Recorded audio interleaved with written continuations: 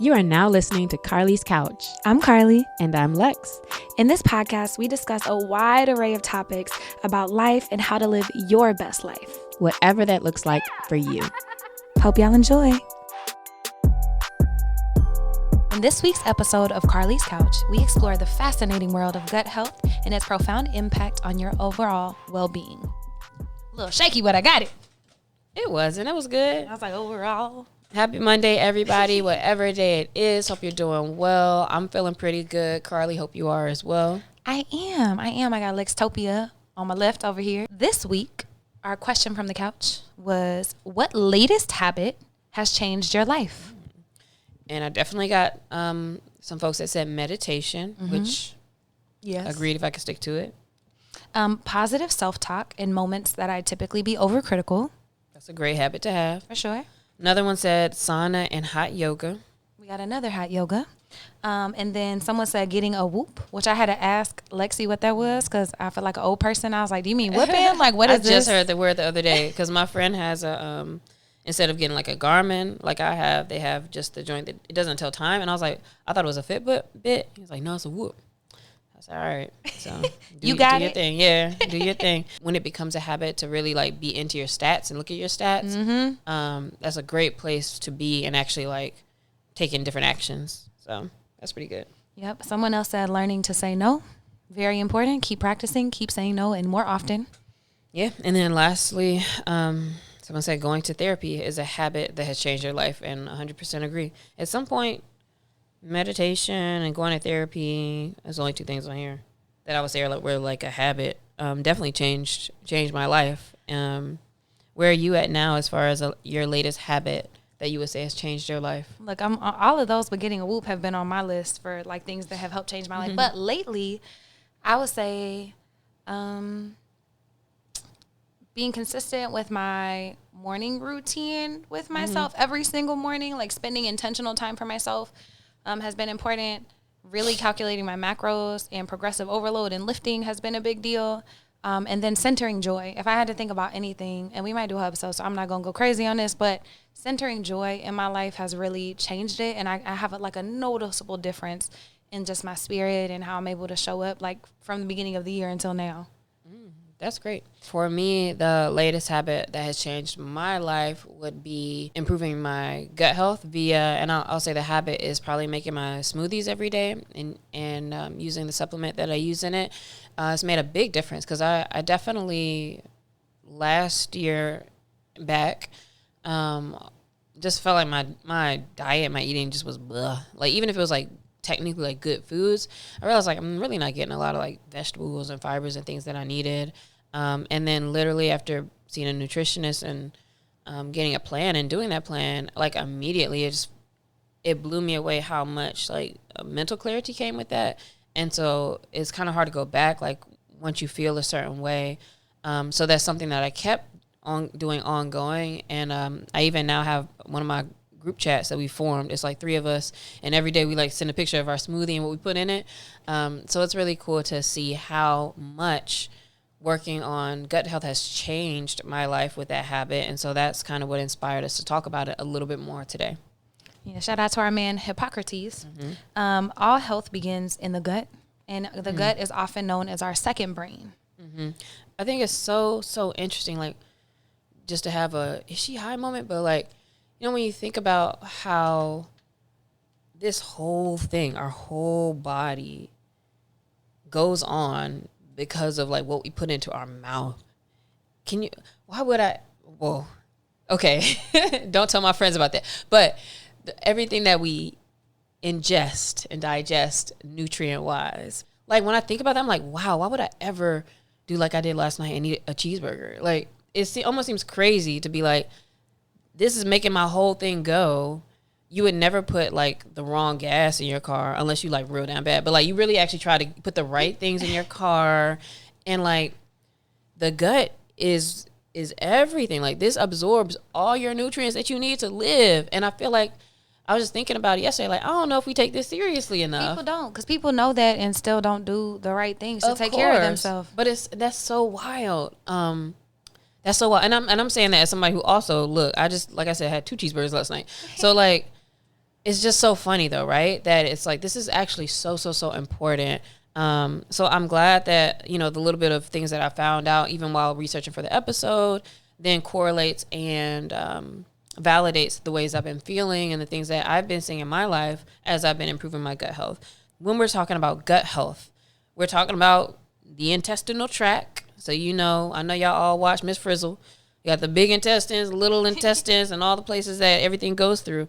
But within your gut, it's a microbiome, and the microbiome is a term for the trillions of bacteria and organisms and things that live in your intestines. It's so funny because it's like, we don't even think of ourselves as like, you know, having parasites and things in our body and living things, right? But like, we are really like a jungle.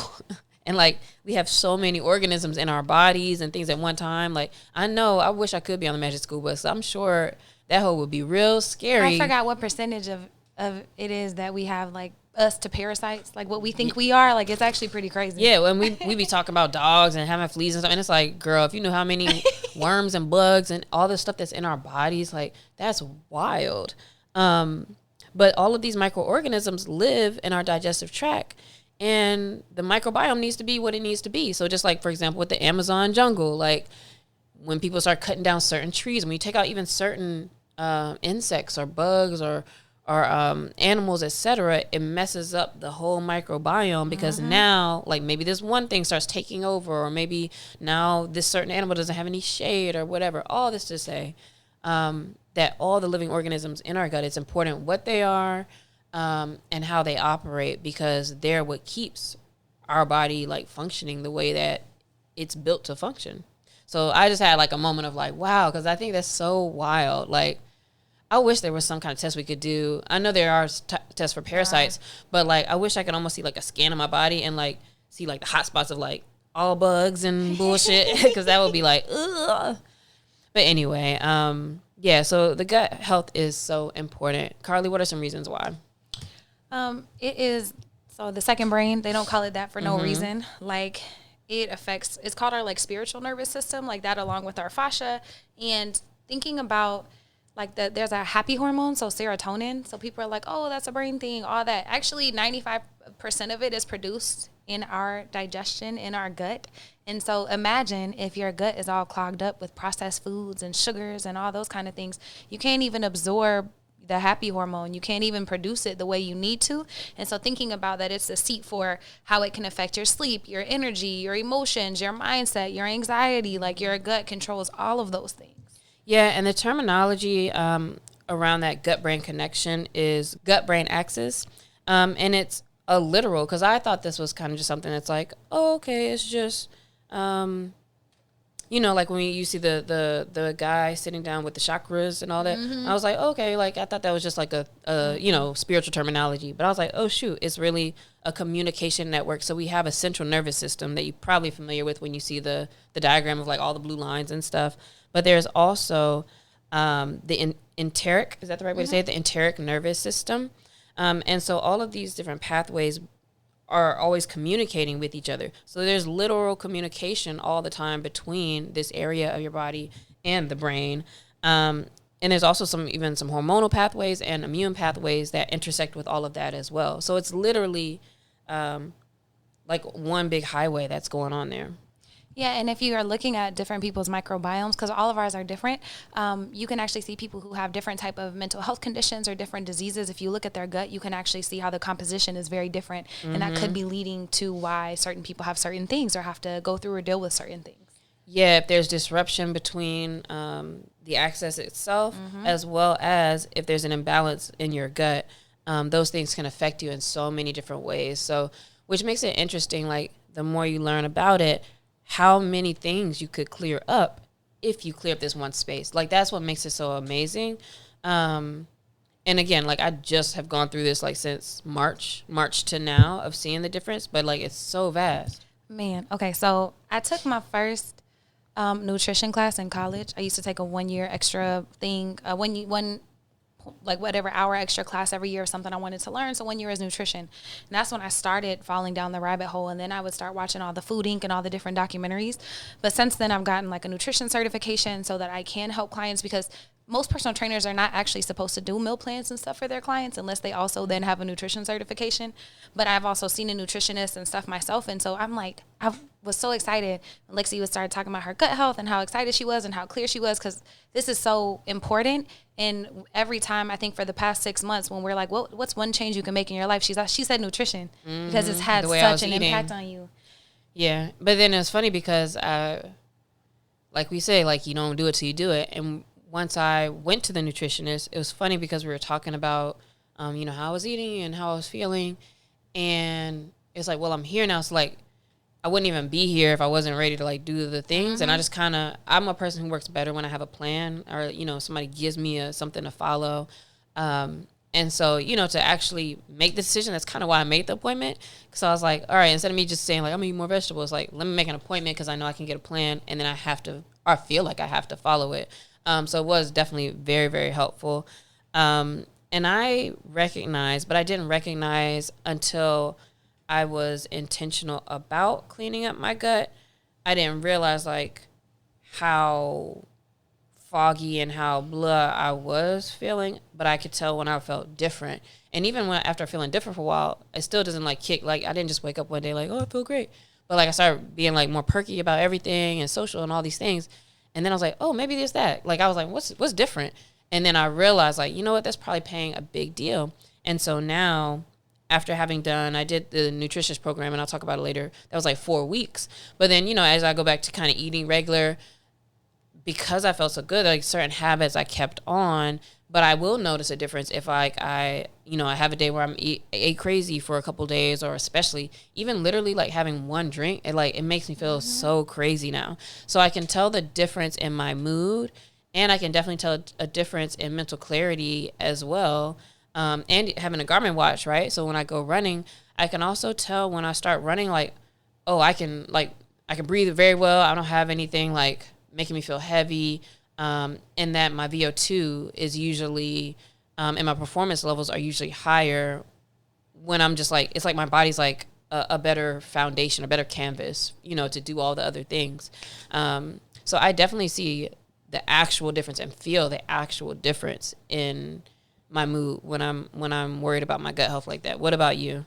Oh, it's huge. And mine is primarily I would say my emotions, like the happiness and my energy levels. Like, they're just so drastically different when I'm eating the things I need to, and in time frames, and we'll talk about all that. But I can just tell that I feel more like myself, and less cloudy. Like, and it's so funny because even talking to, like, I've been trying to get my family to, eat healthier, stop doing that. Like, every time I go home to Oklahoma and we're somewhere and, everybody drinking sodas and eating biscuits, and I'm like, I got friends who don't drink water. I'll be this like, is crazy. Yeah. I'm like, how are you living? And I don't think that people know. Get me out of here. I don't think that people know how good their bodies are designed to feel, and so I think that they just think that, oh, I'm always going to be low energy. Oh, this is just a product of getting old. Yeah. Oh, I just have to, my knee's going to hurt, my back, this. And it actually doesn't have to. Not to say that you won't get injuries or things won't happen, but you do not have to feel terrible every single day. And one way you can fix that is through your gut health. Yeah, that's a very good point, because you really don't know until you start feeling better. In my household, I remember having so many books. Like, there's this book that was called Fit for Life, and my parents had all these books about eating well, preventing cancer by eating well, and having your body work a certain way. And so Absolutely. I remember always being kind of interested in it, but I also just like to eat what I like to eat. And I also feel like I never fully understood. Like, so what I do understand, and I have always kind of understood, is like, yes, we need to eat nutritiously so I can get what I need to get. What I didn't understand for the longest was terms like leaky gut that you hear people talk about. And the fact that the way we eat, and a few other things, but it can affect the actual lining of your intestines, so that as things pass through your intestines, more of food that's not getting digested, more toxins, whatever, they're going out through the lining. And it's like, I didn't quite grasp that, but now I feel like I understand it more, because what they're saying is, like, imagine, so if you get a cut or if you're sick or whatever, we all, again, from the Magic School Bus, we know those white blood cells go out there and they go to do their job of like, let me clean up, let me get these bad things out of here. And so imagine if you have this term of leaky gut and you've worn out your intestine to where it's not performing the way it should, there's always stuff kind of coming out into your bloodstream. And so that triggers the white blood cells to be like, oh, we got to go get these things. And so that's inflammation. Like white blood cells are being all through your body like that means your body is in fight mode to like protect itself. And so it's like, damn, it's always Game of Thrones up in here. Like it's always at war in my body.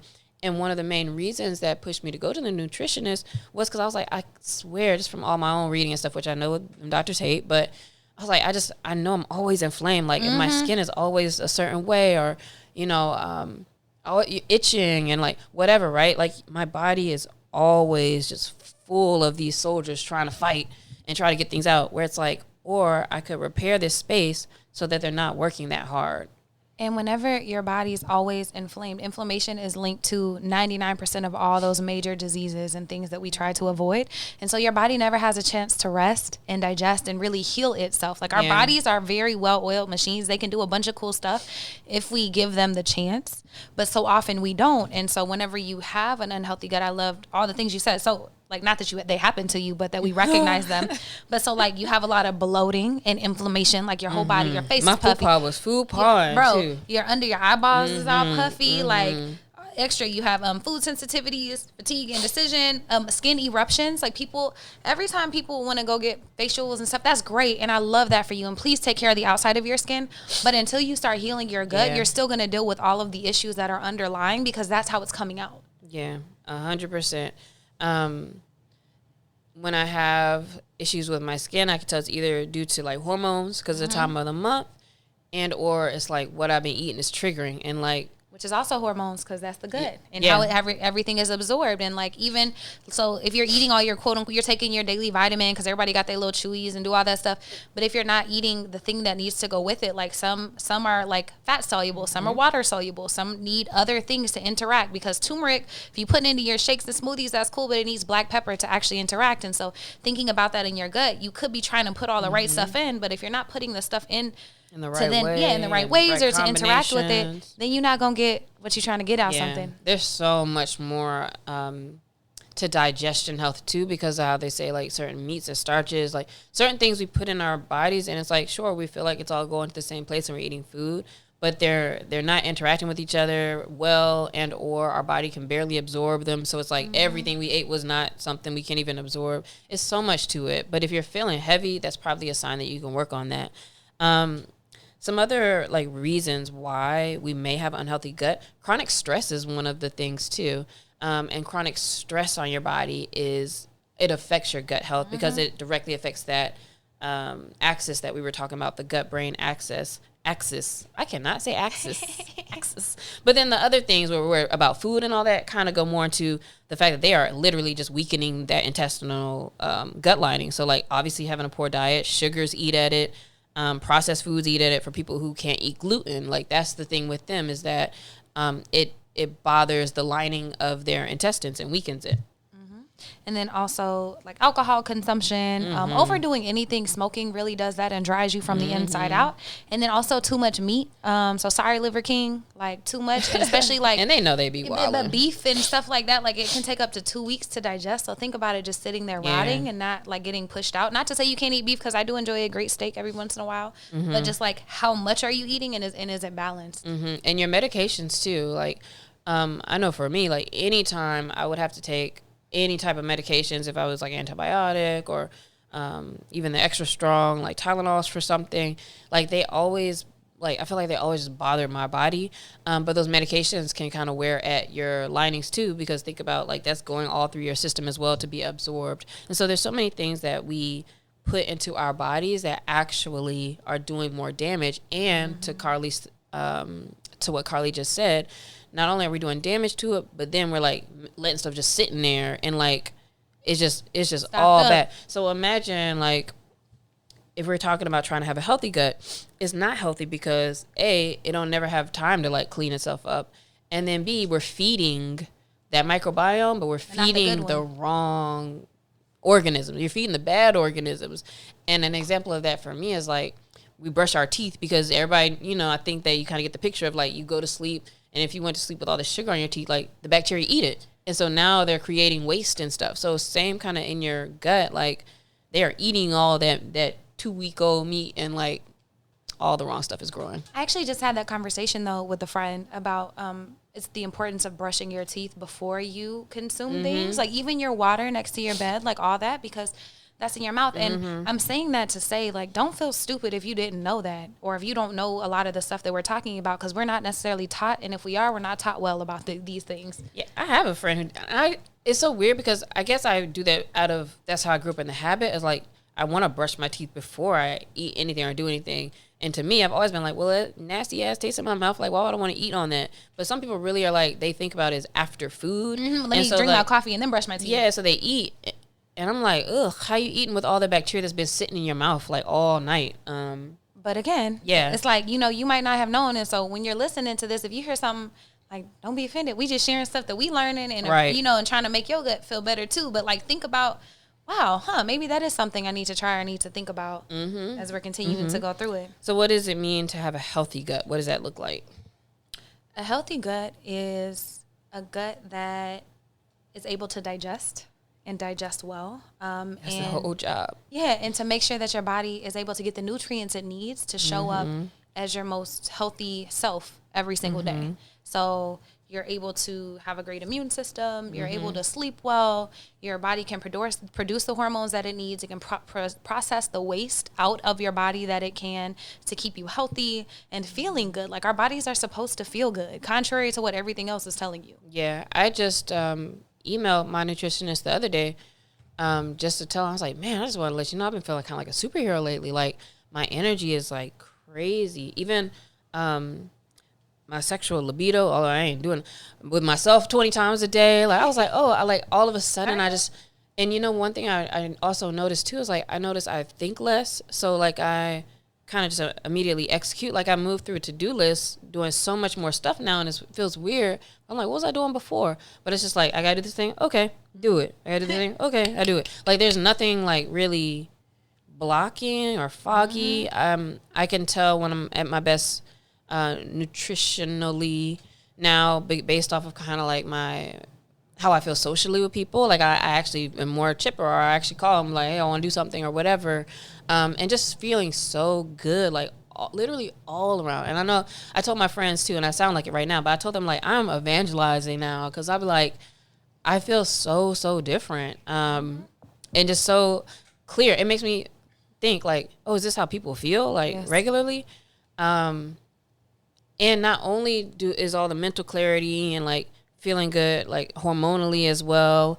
And I tapered off of antidepressant because I was like, oh, okay, I kind of feel straight.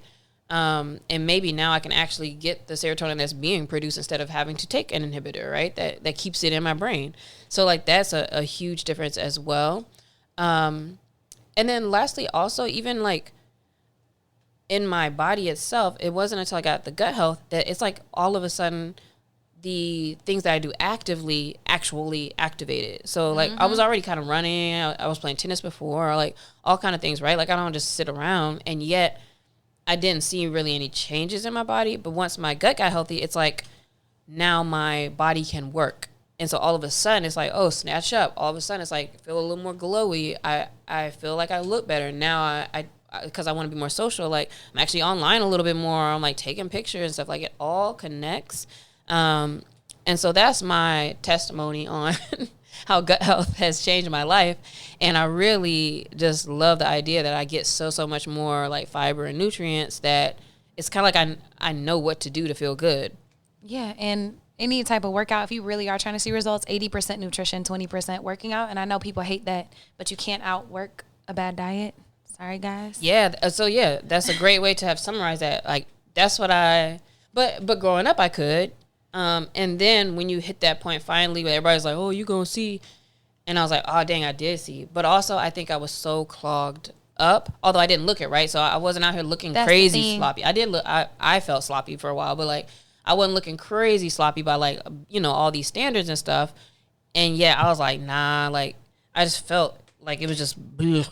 But that's even the thing, like people who look like aesthetically like fine can still have a bunch of visceral fat around their organs and be backed up and be disease prone and all that stuff. That doesn't really like, it sucks that that's not the right like moniker. Like it's not necessarily the same for everybody. It's just genetics. Yeah. But also in your youth though, your body is stronger or whatever, right? So like as I have weakened it, now I'm like, oh, this completely changes the game. So I would say like tips for maintaining your gut health. Main thing for sure is just your nutrition. So the couple things is I'm not your nutritionist, and I would recommend you go see one if you would like to. But these are the things that are like, this is a fact. Probiotics, which are the live bacteria that you need, that are the good bacteria. Some of those are in yogurts and other things. And then prebiotics, which are what those good bacteria eat. And then I didn't even realize the other day, like, that is fiber. And I didn't realize, I thought eating fiber was so good because I'm thinking like, oh, it's scraping, like scraping the walls of your intestine, like cleaning it out. And I'm like, oh, I didn't know that the good bacteria eat that. So that's what I learned. So, of course, that attacks from both sides where it's like, here's the good bacteria and nutrition for the good bacteria, as opposed to if I was eating bad things, then the good bacteria are getting starved out. So that's the big nutritional thing I would say, I guess. Anything else from your program that you want to share? Well, for my actual program, what he put me on was making smoothies, and the reason for smoothies versus juice, which is very popular now as well. And my parents have juiced all the time growing up.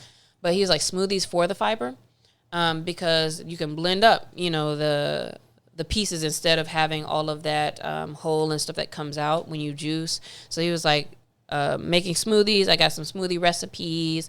I have a supplement that I put in them. The supplement I have is called Clearvite, Clearvite, and the type is PSF because there's a bunch of different formulas or whatever.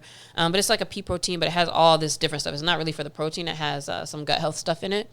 And I'll make a big smoothie in my mason jar, and that could be like breakfast, lunch at the time of his program. And then the things I did not eat during the program for 4 weeks was no sugars, no alcohol. He didn't say no red meat, but like on his prescribed thing, it didn't have any red meat. It was like all chicken, turkey, fish. Yes, no dairy. He said no eggs because the eggs have something in which I never heard of. But also that's not to say all of those things will affect you because some of them don't affect me. So like afterwards, going back to foods and stuff, I was like, oh, I still felt good. But the thing that I did hold on to was for sure the smoothies. And even now, so I don't not eat a couple times a day though, but I always kind of, it's like my lunch really, my breakfast lunch, because I don't eat till later. But like I'll make a smoothie and that'll be the first thing I eat, and then next time I eat is just next time I eat. And then I just feel like I know I make better decisions because you get to the point where you just like look at someone and it's like, ugh. Outside of being high, like I make pretty good decisions or better decisions about my food. Shout out Taco Bell in the late nights. But I could tell different. And you know what sucks about that is because I'm like, dang, this tastes good, and I feel it hurting as I eat it now, and I'd be like, I don't know if it was worth it. Every time now I'd be like, I don't really know if that was worth it. Like, or if I've had even like one drink somewhere, and I'd be like, like I really like right now, like lately, I don't even like it anymore. But I like that about where I'm at because I'm having to be real with myself about if I eat this, drink this, smoke that, like I don't actually feel good, and accepting like I don't really need to be doing that. And when you actually feel good, I am preaching. When you actually feel good from the inside, that doesn't help. That's the weird thing. It only helped. I felt better drinking or smoking or whatever when I was blah. But like now that I for real feel good, those things make me feel worse. Like all those like bacteria and they're minions and you're doing stuff to hurt them. Yeah, now it's like this isn't good, although it made me feel better before. So that's an interesting thing, like how that one habit or how this habit of kind of paying more attention to what I'm putting in my body, is kind of being seen in all the other decisions that I have to make every day. This is so beautiful. I'm so excited about this.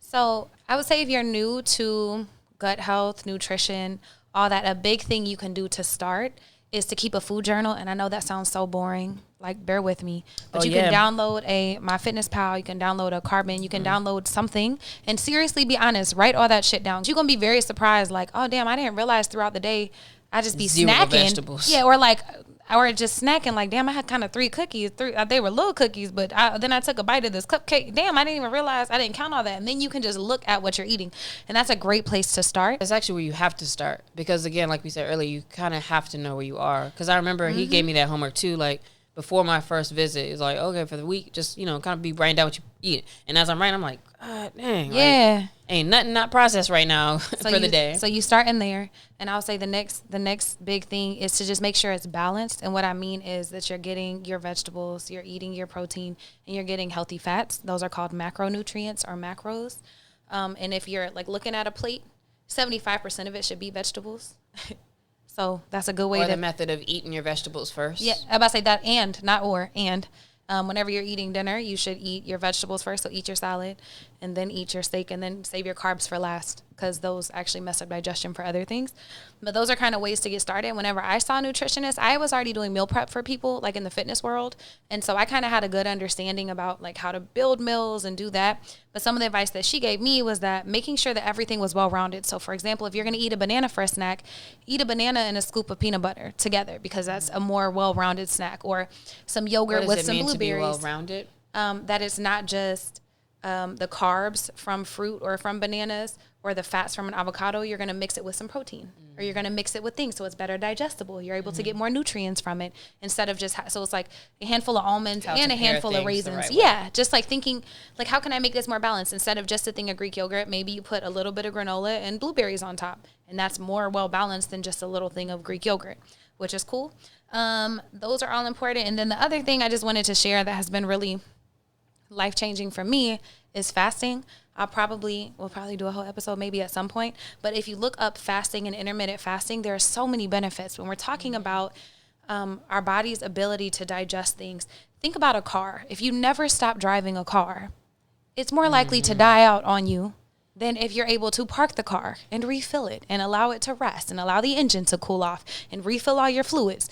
Because think about the fact that most of us have never intentionally stopped eating, like ever. And so your body has never had a chance to rest. And so the importance of fasting is actually not eating so that your body doesn't have to work overdrive 24 hours a day, every damn day of the year.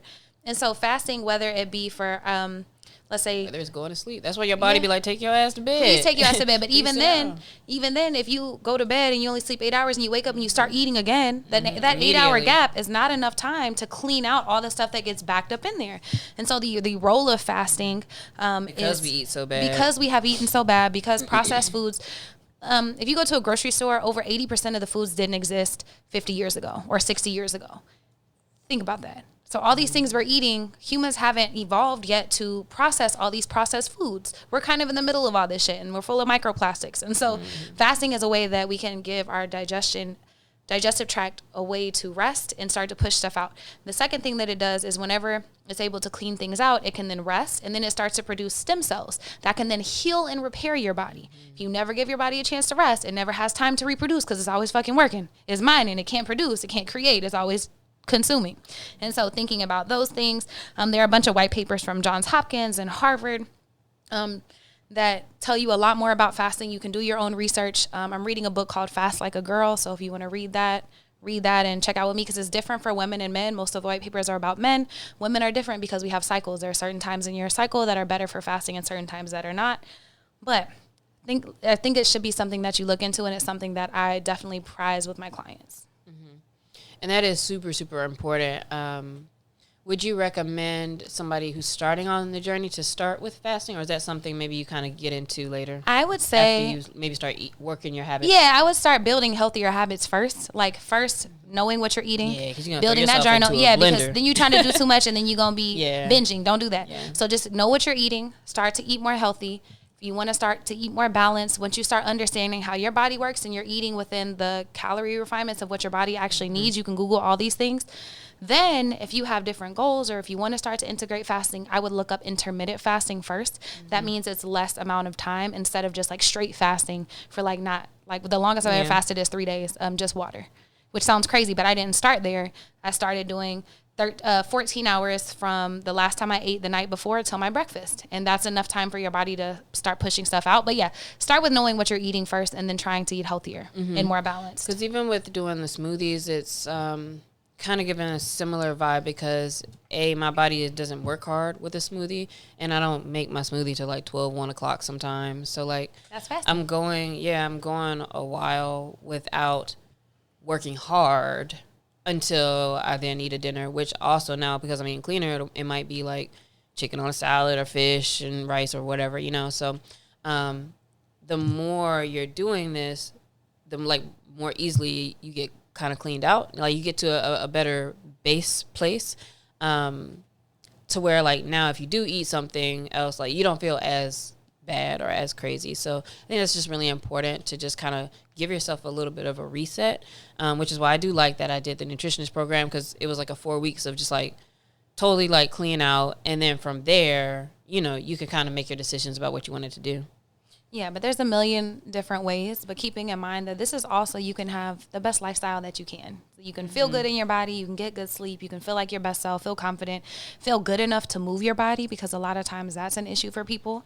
And if you're like really interested in, gut health and nutrition, this is stuff that people have been studying for hundreds and hundreds of years, like going back to Ayurveda in Eastern medicine in India, which is the sister science for yoga, which is actually for your body, and different ways to eat, and then also traditional Chinese medicine.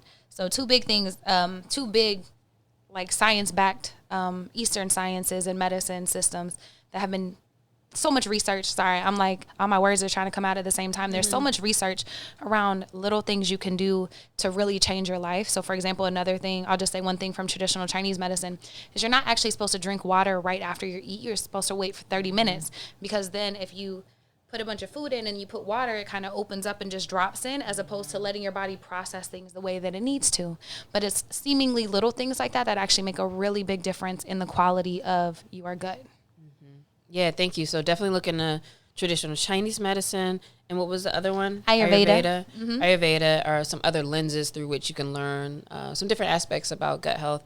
And to close it out, like this is so important because like we said, like, wow, this is our body that we're here with, right? This is our vessel that we have. Yeah, our one. And just imagine like how much better we can feel when we're treating it the right way. I think it's so interesting that we have things like traditional Chinese medicine and these very, very much older ideals and methods and ways of eating and treating your body.